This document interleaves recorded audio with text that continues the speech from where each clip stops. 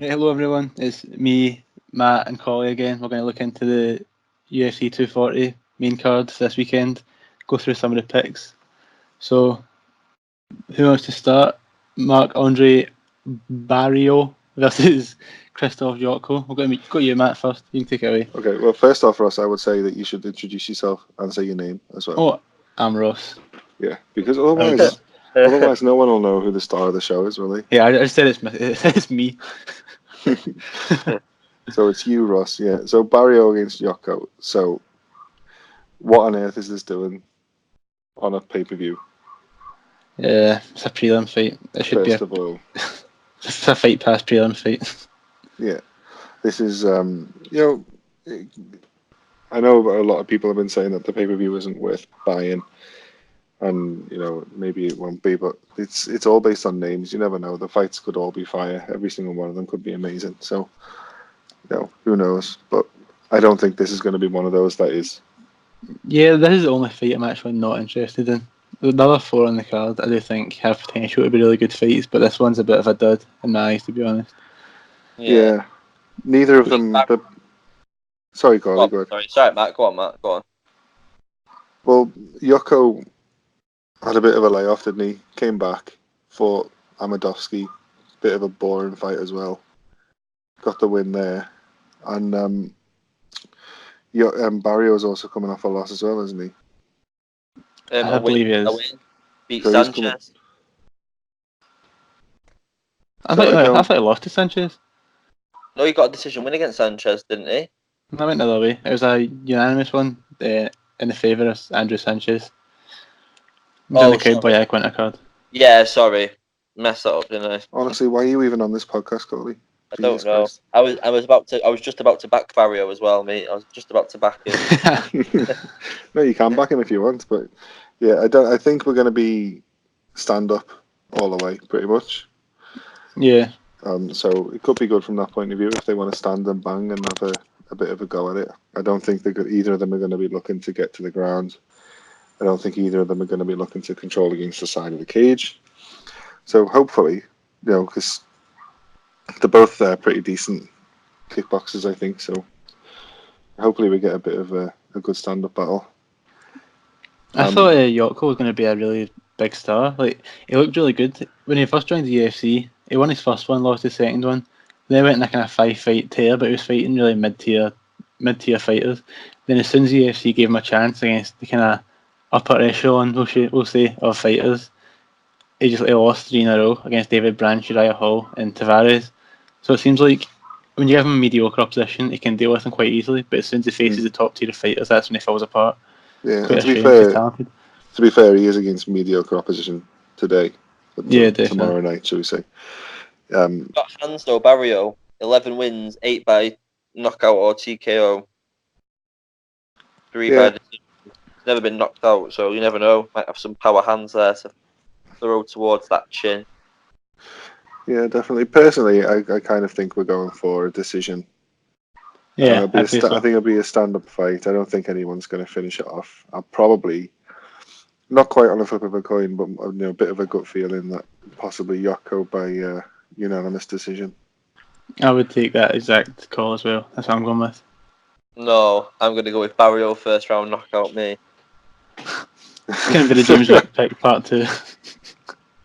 I'm going to back that all the way. Okay, well, you can back Marc-Andre. Well, he is he Canadian, Barrio? I can't tell you. I really don't know. Yeah, he is from Quebec. Yeah, because he's on a home card, home PPV. I think in Canada. So there could be something there, but I'll still take a decision for Yoko.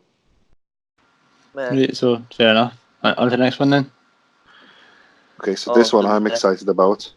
Yeah, me as well. Because I am a big fan of Armin Sarukian. What was that? Cauley. What was that? Your microphone just had a bit of a had a moment. Yeah. Oh, sorry. No.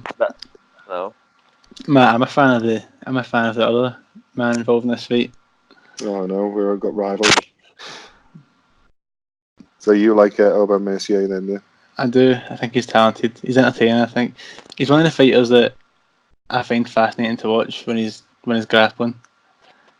But I mean, he showed in the Evan Dunham fight as a first round KO. He's got good power as well. But it caught me off guard as his first knockout of his career. Yeah. He's taken for granted as someone who's going to go in and just instantly grapple. But that kind of shook things up a wee bit. So Well, I think it's interesting. He's in for a really rough night if he's going to grapple. Because is it Sayukin? Is it Sarukian.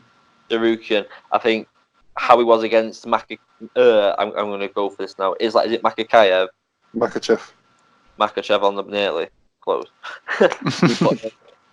With that fight against Makachev, that went either way for me. That was a sick fight. That was so good and so competitive with the grappling. So I think some of the best sweeps I've ever seen in the UFC happened in that fight. That was just unreal.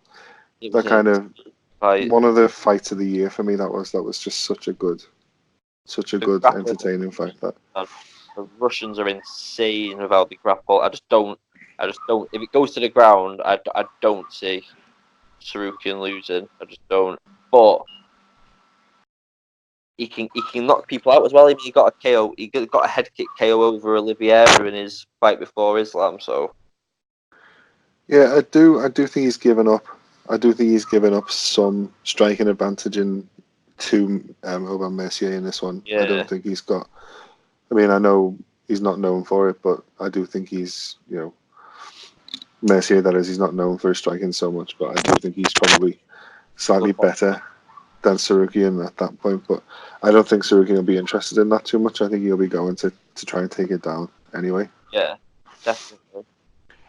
So I know a lot of people will moan about this fight because we know there's a bunch of fans who don't really like the ground game or they don't like the wrestling so much, but I think for those who do, this will be one of the favourite fights, I think. Yeah, definitely. Intriguing one. Here you go with him, Matt. Oh, Colin, you go. I'll go for Sarukian, mate. A Sarukian decision. Matt? Yeah, I'll go with that Sarukian decision as well, yeah. I'm going to go for an Oban Mercier decision, so we'll see what happens. So none of us think it's finishing anyway? I wouldn't think so. That's 2 decisions out of 2 so far, we all think. Unlike the next fight, though, which really does not look likely to go to the judges, Jeff Neal and Nico Price. Oh, no chance. Not a chance in hell is this going to the judges. I'm really looking forward to this one. That's like the fight of the night for me. I'm more interested in that than the main event and the co-main event. I think Neal versus Price will be fight of the night. It'll be the one that takes the 50 grand bonus. Yeah.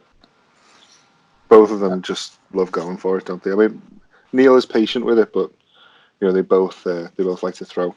Nico Price is just a psychopath, though, in the best way possible. Yeah, I mean, it takes something to get a KO from the bottom, doesn't it? I know. Yeah, that Randy Brown finish, that was nuts. Yeah. I mean, I think it's going to be... I think it comes down to... Neal is a more technical striker, so if he gets to set the pace of the fight, Neal will take it, in my opinion. But if Price is able to turn it into a brawl, then I think that's where the ball's in his court. He might take it. So, well, the bookies have got Neal as quite a strong favourite for this one. I think that's fair. I think that's fair to say. Cause I'd say he is the better all-round fighter, but you never know when you've got someone in there like Price who can just do something mental and finish the fight in an instant. So I'm on the fence. I'm not sure. What have you got, Cauley? How do you see it going? Nico Price is going to bang him, mate. Is literally it. No, I think definitely, like Ross was saying there, is very technical. If he gets his hands throwing and he gets his rhythm if he gets his rhythm going early, I think Nico's in for a rough one. But I just don't see it. I just don't see it going past the first round. I just see it being like an all-out scrap. To be fair, no, I think if Price wins, he's going to win early on. But I think if Neal wins, it'll go a bit longer. Yeah. But I'm not sure it's going to go into the third round. But no, I'm kind of edging with. I just don't know. I think I'd edge with a Neal second round KO. Really? Yeah. No, I just think that kick he's got, that head kick is just deadly. If he can get that kick in, he's just going to switch. Yeah, and Price will be flat. No, I think Price has got it, mate. I think if the fight goes like as we were saying before, mate, getting a KO from off his back. I think if it goes to the ground, Neil's going to be conscious of everything, where these strikes are coming, where the elbows are coming, absolutely everything. So I don't know. I just think Price is going to wedge it. Stood up. I think he's got the power. I think he's just going to go shitting. Yeah. Sweet. I mean, I wouldn't be surprised if that's how it happened. It's one of those fights which could go to either man, and they've just both got great striking skills, haven't they? So I'm going to go with a round 1 knockout. In fact, no, I'll go with a round 2 knockout for Price. But in all honesty, I hope we get a draw. I hope we get a proper ruthless scrap and get a draw, or like a split. Something that, yeah. I hope it goes. yeah, I mean, it's one of those. If we have 3 rounds, if we have 14 and a half minutes of absolute war, and then one of them knocks out the other one, then I think we're talking about one of the fights of the year. Which very well could happen. That's not even that too far-fetched. So how do you see it? Oh, yeah. It's hard for me to pick because I'm actually quite a big fan of Nico Price. He's a nice guy. Yeah. It's a case of kind of my heart says Price, but my head says Neil. So I'm gonna go with the smart option. I'm gonna say Neil second round KO. I'll have the laughing news away. All right, Vic. We're just going to start calling you Vic. That's just your new nickname. Oh, right. Cyborg and Spencer as a co-main. That's a quite interesting one, but I don't know. It has one of those things where if it doesn't go how everyone expects it to, it'll be really good. Because I think most people are expecting Cyborg will win this within a minute. Just basically smash Spencer's face in. Very possible. No, I think Spencer's going to catch this. I think she's going to catch her. I'm edging towards. I mean, I want to say that I think Spencer will win. I just think she's got the ground game. If she can take it down, then she can dominate the fight from the ground. I'm kind of in that same sort of mindset. I'm leaning towards Spencer as well. In the past 5 fights for Spencer, she's had a round 1. She beat Spencer obviously in the round 1, didn't she, last time in submission? Anderson, yeah. She won the featherweight title in Invicta in a round 4 submission. She beat Kolsnicek something, round 2 submission. Alhamid decision, submission round 1, Coleman. So she's just saucy with the her jiu-jitsu is top level. Anyone think Cauley sounds Butcher Spencer's Sherdog page? Yeah, I mean, she's got her jiu-jitsu is top level, and Cyborg's isn't. If we're being kind. I have a conspiracy theory about this whole fight, though. Go on. Oh my god, go on. Right, so it's Cyborg's last fight on the contract. Yep. Right, Dana said already, I need today. Is it today he said it, that if Cyborg wins, it'll give her a 1-fight contract to fight Nunes for the featherweight title? Yep, I saw that, yeah. That's Dana's worst nightmare. That is Dana's worst nightmare. He's always had problems, Annie, with Cyborg. I don't know if they've gone easier in the past, but we always know there's been like an underlying issue there. Wanderlei Silva in a dress. Yeah. That's the best comment I've ever heard in my life. Well, I think he's hoping she loses, so we can basically go women's featherweight division. Off you go. Ciao for now. Do one.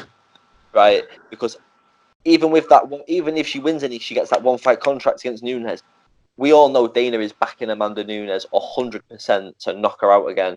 That is Dana loves Nunes.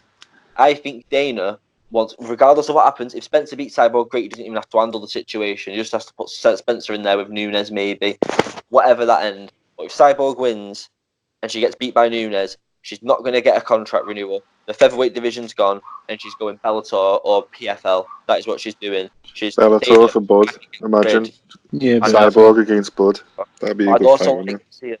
I'd also like to see her, because a lot of fighters have had to come up in weight to fight her, haven't they? I'd love to see her put on the £10, go to 155 and fight in PFL against Kayla Harrison. They've got some 30 killers in that lightweight tournament at the moment. Kaufman as well, there. Yeah. I just think, but no, I think Dana's trying to use this fight to get rid of the division. If I'm Well, honest, I can that's see the Cyborg. conspircy theory section. I could see Hosted by Cyborg Cauley. going to Bellator, Like, but she wins all loses anyway. Yeah, I I think so think as well. because Yeah. I mean, if what Dana's saying is true, then and Cyborg doesn't want to fight Nunes, I don't see how beating Spencer having any impact on that. If Cyborg doesn't want to fight Nunes, shouldn't want to fight Nunes. So I think even if she wins or loses, she'll be off. She might I try don't know. out free to say for a while, but she can How wait a Bellator.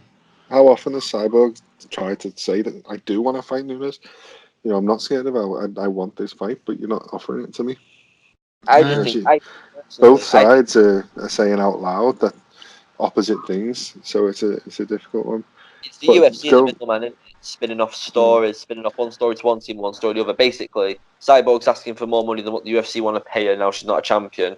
And Nunes obviously is being paid exactly what she wants and getting told that Cyborg's ducking it. When really yeah, it's Dana right in there going, oh, can't do it. Can't give her this. Can't give her that. No, no, no. but on your theory, if Cyborg does lose to Spencer, then they've got a new star female fighter at 145. You do. You do. And it's it'd be difficult again. You need that. I mean, if Spencer wins, that title fight is going to happen against Nunes. She's the one who is challenging at 145 if they keep it. Yeah. The one She's thing only about the entire division is why even make it? It shouldn't even exist. I'm sorry to Cyborg. It shouldn't exist. There was never any rankings. They did a bloody entire tough season like of featherweight female fighters, and every single one of them is debuted at bantamweight. Like It's what's the stupid, really, because it's not like there's women out there. They've got there's a division in Invicta. I There's know. there's If you're just watching UFC, it misleads you, done it, to think that there's not many 145ers. It does because there's hardly any fights. But then when you look elsewhere, there's loads. If PFL can pull a 155 tournament off, I'm pretty sure UFC can just put their hands in the pockets a bit and get some featherweight fighters. Otherwise, don't have the division. yeah. I suppose if they do, I mean, we don't want them to sort of reduce the amount of female belts. Maybe hopefully we can see an atom weight belt at some point in the future instead, like if they get rid of the featherweight. But Yeah.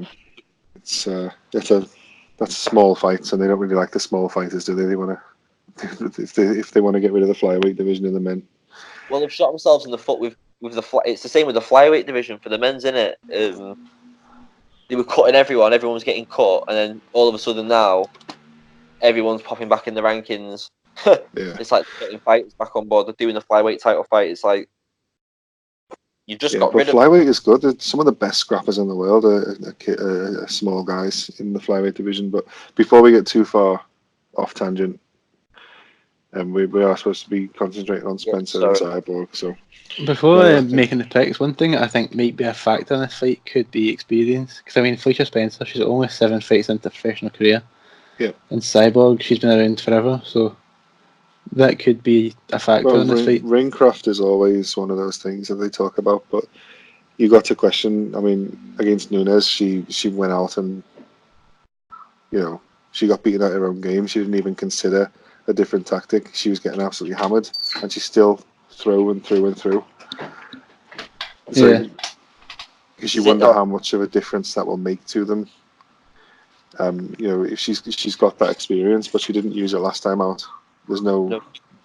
After a Nunes fight, now no one's going into a Cyborg fight with that preemptive fear of getting hit with one of those bombs, because Nunes took one straight on the nose, straight on the chin, wherever, and just grinned and just drew down because she knew she could take. She even said, didn't she, afterwards? It wasn't a hard punch. She knew she could take him, and she was just walking Cyborg's hardest punches. So I think a lot of it makes you skeptical, doesn't it? Thinking back, like, is it just people have gone in thinking, shit, Chris Cyborg's gonna pile fuck out of me now? Do you know what I mean? They're beating themselves almost. Yeah, but I don't know. I don't know. That Nunes is a special breed of fighter, isn't she? So it could just be she's just an absolute monster, as we all know she is. Well, and let's not be too crazy about it. Spencer's got nowhere near the stand-up game that Nunes has got. No man. So we've got. Gets her. So I think there will be a case of not quite as extreme as like Askren v Masvidal or anything like that, but we're going to be looking at Spencer trying to take it down to the ground, and we're looking at Cyborg not letting her. And if she manages to not let her, then she's going to win the fight. And if Spencer gets it down, I think Spencer will win the fight. So It's like an old 1993 UFC fight, the classical ones. yeah, Striker v grappler. Everyone loves a striker versus grappler. There's nothing better.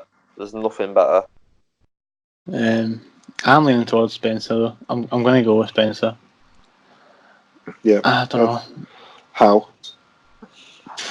I mean, it's going to be a submission. If you're picking Spencer, it's going to be a submission. So I'll just say round 2. Spencer round 2 submission for Ross. How about you, Cauley? I know I've just stood there slagging Cyborg off for the past fight. But I'm just thinking in my head now, logically, if Spencer gets it to the ground, that's all great, but has Chris Cyborg ever tapped? Could you see Cyborg actually tapping? Has anyone ever actually got her down? No, that's what I mean. She's a black belt herself, isn't she, Cyborg? Let's not underestimate her own. I know she might not utilise it in MMA, but she is a black belt, so she obviously knows the skills to work. Just like Justin Gaethje's got the skills to take people down. Yeah, I just can't see it tapping. I think either Spencer's going to win by a decision, which I can see happening, or Cyborg, as we say, is going to do like a mass, not obviously a mass but like give her a good smashing. I really don't know. Choices. Flip a coin. I'll go Spencer a decision. Go Spencer with a decision. So I'm feeling contrary now. I was all ready to say I want to pick Spencer because I thought you two would pick Cyborg, but now I'm thinking that maybe no, I'm going to stick with it. I think Spencer by decision. I need to amend my pick actually. I'm going to make a change to my pick. I'm going to do Spencer first round submission. There we go. Okay. I'm changing it. She concentrates on her training on jiu-jitsu a lot more. I mean, Cyborg might be a black belt, but she hasn't used it in God knows how long. So I don't know. She will have been working on it, I guess, for this fight. But a sparring partner's that Gabby Garcia, isn't she? That beast from Rising. So it's like if you grapple him, if you keep an her at bay, do you know what I mean? You're doing a very. Well, I'd love to know. Do you think that she's actually keeping Gabby Garcia at bay at jiu-jitsu? I do not think so. No, I'm not having that. No way. Gabby Garcia and Ganu would be a good fight, I think. Gabby Garcia is what, 210 pounds. Absolute animal though. Oh my god! Honestly, put money on her to defeat all the light heavyweights in the UFC. Did you see her next to Wanderlei? There's like a picture of her standing next to Wanderlei Silva, and she absolutely dwarfs him. He looks like a welterweight next to her. John Jones. She's insane. No, she's in the Jiu-Jitsu Hall of Fame, isn't she? She's an absolutely incredible Jiu-Jitsu athlete as well. It's nuts, man. John Jones would punch her in his arm with snap. He wouldn't stand it. Right, before we go away a bit too far, let's just main event time. Holloway, Edgar. Is it the third time they've tried to make this fight? Fourth time, maybe? Fourth, I think. No, third time the charm. Yeah. I don't even know. It's multiple times. First of all, do you think Edgar should have got a title shot? No. I don't think so either. I mean, the guy's a legend, but all he done was beat Swanson by decision. And I love Cub Swanson, but he's not exactly number one contender material anymore. He's past his prime, shall we say. He's in a 4-fight losing streak at the moment. Yeah. So it's a favour, isn't it? It's like at some point Dana White had promised him he could fight Holloway for the title, and it just could be that this is the nearest chance since then, because of different circumstances or whatever. Different kind of extent, but it's sort of similar to like how when Cormier said he wants to fight Lesnar, Dana White felt like he kind of owed that big money fight. As ridiculous as it was, he owed that to Cormier for what he'd done for the company. This could be a similar type of situation with Frankie Edgar getting a title shot here. You can't really use that argument though, because how many title shots does he have? This is his fifth one. Yeah. Do you know what I mean? Fair enough. Fair enough. I love Frankie Edgar. I love him, and I think to be fair, he deserves a title shot because he took the Ortega fight and he didn't have to take it. He was told he didn't have to take it. He still took it. Fair enough. He got knocked the fuck out. But then he comes back against Swanson, dons it. So I'm happy for him to have it. But I just think if you get knocked out by Ortega, that should tell you enough. Yeah. You're getting knocked out by Ortega. Not that Ortega is a slouch. He's an amazing MMA artist, whatever. But being knocked out by him is something else. And also, if you're only decisioning Cub Swanson at this stage, just think what Max Holloway would do to Cub Swanson. I know, but it's two different fight styles, isn't it? It's like Ortega's not an offensive grappler until he's like engaged with it. Do you know what I mean? Edgar shoots for twice as many takedowns than any other featherweight. He'll don it. But Holloway's takedown defense is incredible in it, so it's like, will he go down or will he not? Maybe he'll get him down once in a round. If he gets him down once a round, I don't mean every round. I just mean once. Yeah. Might control him against the cage a little bit, possibly. Have we ever seen Holloway on the ground? Have we ever seen him like with a top class wrestler on the ground? I don't think so. I don't think he'd cope. What I did see on Twitter, I know this is off topic, but it's a point that I was wanting to bring up. I'm not sure if this is true, but I saw someone say that if Frankie Edgar loses this fight, he'll be the only person in UFC history to throw his 5 title shots in a row. Is that true? I think it is true, yeah. I think I saw the same thing. I think, this is the one. And that's impressive. To get 5 shots. I mean, to lose one, to get back into the picture 5 times. Like, yeah, he's lost, but I mean, he's bounced back 5 times. The way they are they're so ruthless with the newer guys who lose, and they seem so quick to sort of get rid of put them out of the title picture. But with it's crazy to think that we'll ever get someone to lose 5 title shots again in the future. I don't think. Well, he's lost 4 even, but obviously he might not lose tomorrow night. But if he does, I don't see that ever being broken as a record. No. No. But he's also had the most octagon time in. Sorry? It just shows he's still a draw, though, isn't it, Frankie? Like, he's still a draw, isn't he? I don't know if he is, I'd say to the more kind of hardcore fans, he might be a bit of a draw, but the casuals don't have a clue who Frankie Edgar is, in my opinion. Yeah. They might have heard of him, but they won't have an interest in tuning in to watch him fight, in my opinion. Max Holloway is a draw in this fight. Yeah. Yeah. Because of his son is dancing and his fighting style. Oh, this is why he can't lose, though, because Minnie Bless will be heartbroken, and I will be heartbroken. Did you see the video of him crying at the Poirier fight and Big Shaquille O'Neal was comforting him? Shut up, Ross. I'm going to cry. Do you know the worst thing? The worst thing I saw about this whole thing was that Max Holloway was giving an interview about him, saying that, after the last fight, Rush doesn't really think that his dad's got superpowers anymore. Oh. And I was gone on that one. That was just so sad. That is unfair. Little Rush is quick to jump to conclusions, isn't he? Well, he's finished with Holloway. I think it was more of a from his point of view. He's like, Rush has seen me lose. Now he knows that I'm not, a superhero. But I thought, oh god, that's just, But yeah, I don't think. Cry out, yeah. I don't really, Rush is cool and all, but What are you going to say? But I'm not. But I hate him. No, I don't hate him at all. He's a kid. I'm not. No, he's a lovely little lad by the looks of it. But I'd rather people. I don't know. I'm sure it's probably. It almost seems like Holloway puts him in, almost like a publicity / media shield. Yeah. And it's kind of like it makes all of the build up. All the build up is about Rush and about Minnie Blessed and all this kind of stuff, and he kind of, he's almost like he's a media tool in a way.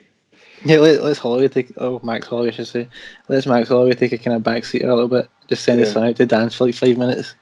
Yeah. Give him an extra bit of time.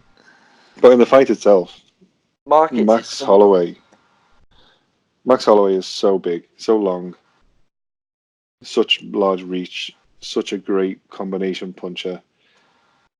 I think he's got what it takes to keep Edgar away, as well as the fact that he's got a good. His cardio as well. Yeah. 5 rounds, he can go easy. He's got a good sprawl, really good takedown defense. So I can't see anything other than Holloway winning. And then, in terms of how it happens, I think it's either going to be, I think it'll be a later TKO, maybe fourth round TKO for Max. I don't see Edgar causing him too many problems, especially if he gets out of that first round without being taken down. Yeah. But that's going to be... That may have a big say on how the fight goes. The first round, we'll let us see if Edgar can get Holloway down and can he hold him there. So that could have massive kind of implications on how the fight's going to go. Yeah. Interesting. What are you going for, Matt? Official pick? The fourth round TKO, was it you said, Holloway? Yeah, I think I will go, fourth round TKO for Holloway. Cauley, on you go. Edgar decision. Oh. Spicer. I kind of want that. I want that for the fairy tale ending for Edgar. To be honest, I'm on the fence. I don't care. I don't care who wins. I'm happy with whoever wins. Me as well, to be honest. Both are sick. I don't care who wins. It's not going to be one of those shit talking ones, is it? Like, you've not got a grudge against either of them. It's just straight up, both likable. I honestly don't care who wins. I'm happy for either. But like you're saying, they're a fairy tale Edgar. That'd be beautiful, wouldn't it? That'd be nice. Good to see. I think he'd retire. I think he'd retire if he won. I think if he won, I think he'd retire. I don't know. I don't know if I want him to win purely because I don't think he should have the shot. I know Volkanovski was all quite magnanimous about it. In terms of Edgar's a legend, it's fine to let him have a go first. But at the time, Volkanovski was in hospital with a infected leg, so there wasn't exactly much he could have done about it anyway.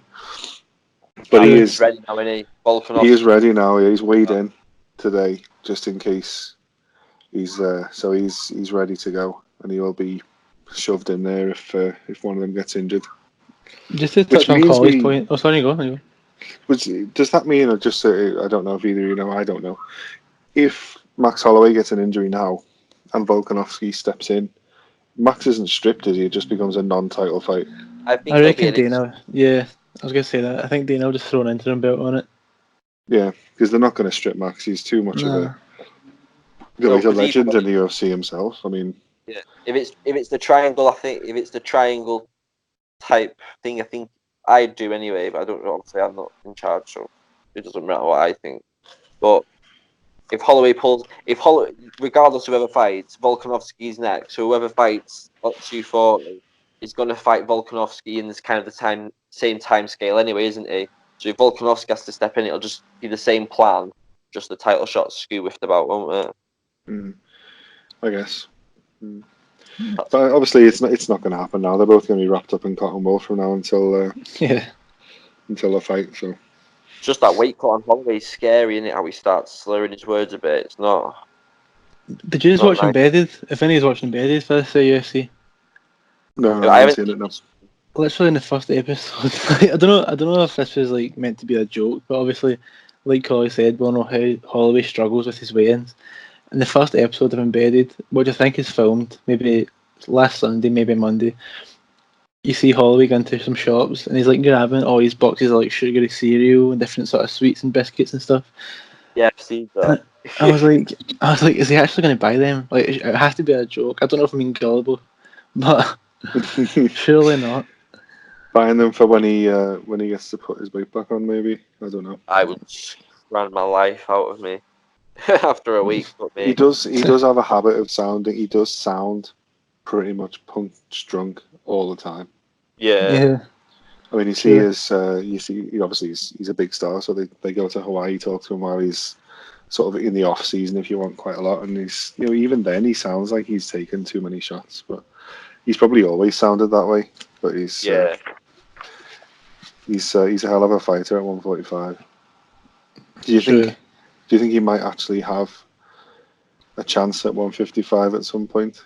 Is there any way he could be better next time?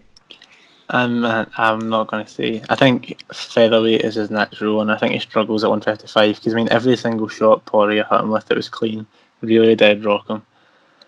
So I don't know. I don't see much of a kind of career at lightweight for Max Holloway. That's what he wants, isn't it?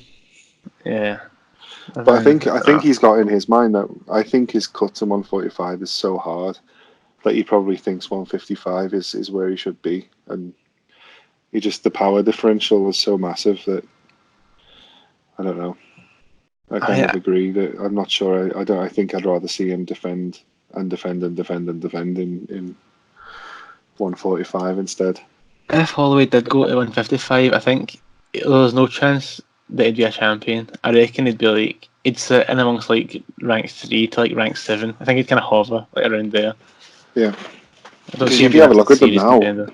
I mean, he's not going to get anywhere near beating Khabib. No. We already saw how he did against Dustin. I think you'd take the guys like Cowboy, you'd see him off even at 155 probably. But then you get to people like Gaethje and you wonder if he could even take him. I think he'd go to sleep against Gaethje, to be honest with you. I don't think he beats Gaethje. Yeah, that's a good fight though. Max Holloway versus Edson Barboza. That's a nice fight. Yeah, this is a tangent though, a massive tangent. Well, we're talking about Holloway still, to be fair. But yeah.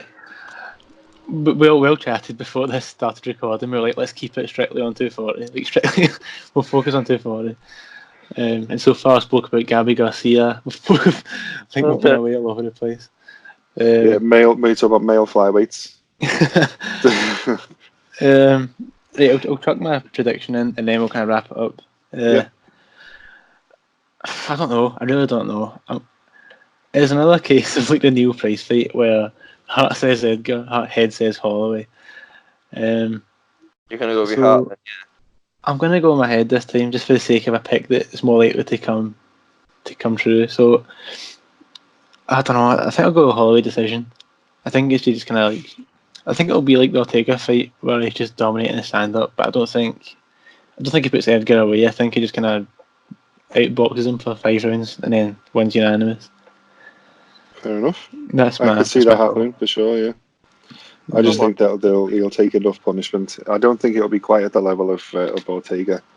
No. But I think that Edgar will take enough punishment to be stopped, whether it's from a cut or whether it's from something like that. I think he'll be stopped.